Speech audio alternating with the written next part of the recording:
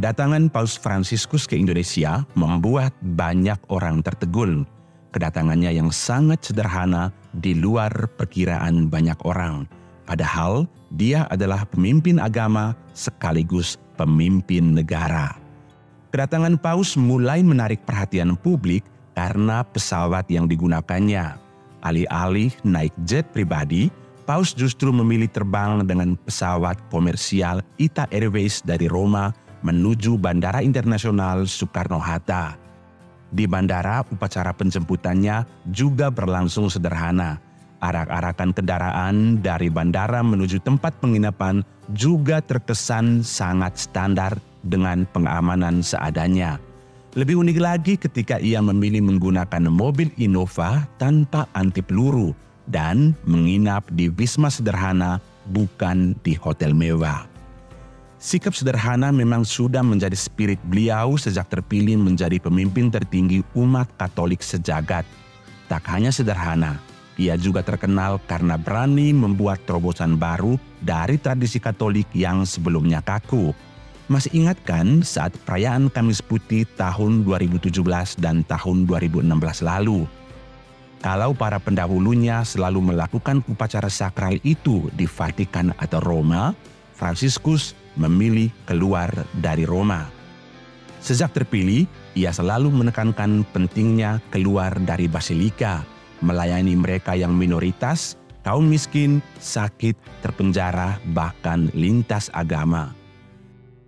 Kamis 12 April 2017, Fransiskus memperingati Paskah dengan mengunjungi penjara berkeamanan tinggi di Italia. Di sana ia membasuh kaki sekitar 12 tahanan, termasuk seorang pria Muslim dalam kunjungannya itu. Tak hanya itu, sebelumnya pada 25 Maret 2016, ia kembali membuat mata sejagat tertegun. Pasalnya, ia mengundang imigran Muslim dan Hindu untuk ambil bagian dalam ritual Kamis Putih. Dalam kesempatan tersebut, pemimpin umat Katolik itu juga mencuci dan mencium kaki mereka. Kegiatan itu dilakukan di sebuah penampungan di Porto di luar Roma. Paus mengundang imigran Muslim dari Mali, Suriah, dan Pakistan. Kegiatan ini dilakukan setiap tahun sebagai ritual pembasuhan kaki kepada 12 murid sebelum Yesus disalib. Beberapa migran yang merasakan langsung kejadian itu tak kuasa menahan air mata saat Paus berlutut di depan mereka, menuangkan air di atas kaki mereka, menyeka kaki mereka hingga bersih, dan mencium kakinya. Kita memiliki budaya dan agama yang berbeda, tapi kita adalah saudara dan kami ingin hidup dalam damai, kata Paus Fransiskus. Media sosial ya, seolah mengkritisi apa yang terjadi dengan anak-anak pejabat yang kita tahu kemudian hidup dengan kemewahan, kemudian ada tudingan-tudingan dugaan gratifikasi. Beliau bisa saja memakai private jet karena pasti mampu negaranya untuk memberikan gitu ya. Tapi Sri Paus seolah-olah ingin mengajarkan kepada banyak manusia di dunia bahwa kesederhanaan itu jauh lebih memberikan kesan. Dan Direktur Wahid Institute Yeni Wahid menyebut ada banyak nilai kesederhanaan yang bisa dicontoh dari Paus Fransiskus. Bukan cuma itu, bagi Yeni, beliau juga adalah orang yang menentang materialisme berlebihan, hedonisme, dan kemewahan yang berlebihan.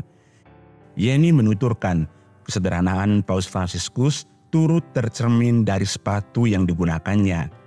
Paus Fransiskus terkenal kerap menggunakan sepatu hitam atau putih, bukan sepatu merah yang menjadi ciri khas Paus sebelumnya. Paus Fransiskus, kata Yeni, seperti ingin menunjukkan bahwa dirinya sama setara seperti pemimpin lainnya. Ini juga menunjukkan pribadi Paus Fransiskus yang rendah hati serta tidak merasa lebih tinggi dari yang lain. Selain itu, kata Yeni, kesederhanaan Paus Fransiskus juga terlihat dari pilihannya menggunakan pesawat komersil alih-alih menyewa jet pribadi. Padahal Vatikan sebagai salah satu negara terkaya di dunia pasti mampu menyewanya. Jauh dari kemewahan jet pribadi, Paus Fransiskus bahkan hanya dijemput dengan mobil Innova. Hal ini sontak membuat Paus Fransiskus dibandingkan dengan Kaisang Pangarep yang sempat ramai saat naik private jet.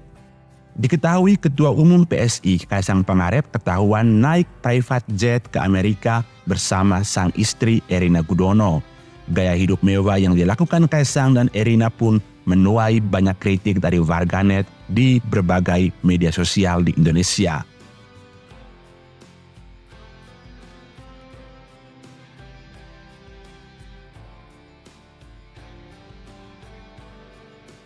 Bahkan masalah tersebut membuat keduanya harus berurusan dengan Komisi Pemberantasan Korupsi karena diduga menerima gratifikasi.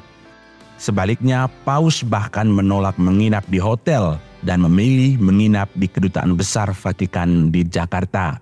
Tak hanya itu, Paus juga tak menggunakan mobil mewah. Ia justru meminta mobil sipil yang biasa digunakan masyarakat Indonesia. Kendaraan yang digunakan Paus Fransiskus berplat nomor SCV1. Plat nomor SCV1 merupakan singkatan dari status Civitatis Vaticanae I yang diterjemahkan sebagai Negara Kota Vatikan I. Selama di Indonesia, Paus Fransiskus akan melakukan sejumlah kegiatan, mulai dari pertemuan kenegaraan dengan Presiden Jokowi, menggelar misa akbar di Stadion Gelora Bung Karno, dan bertemu Imam Besar Masjid Istiqlal pada Kamis 5 September 2024. Paus Fransiskus berkenan berkunjung ke Indonesia dengan menggunakan pesawat komersial dan menempuh perjalanan yang sangat jauh dan tidak menginap di hotel berbintang.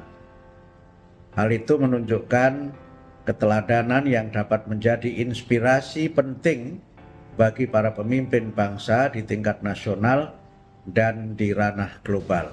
Ya, memang beliau figur yang sangat-sangat sederhana, tadi seperti sudah kita bahas ya. Dan Wisma Kedutaan Vatikan itu bentuknya rumah, jadi sangat sederhana. Ya, tidak mewah, tidak berlebih-lebihan.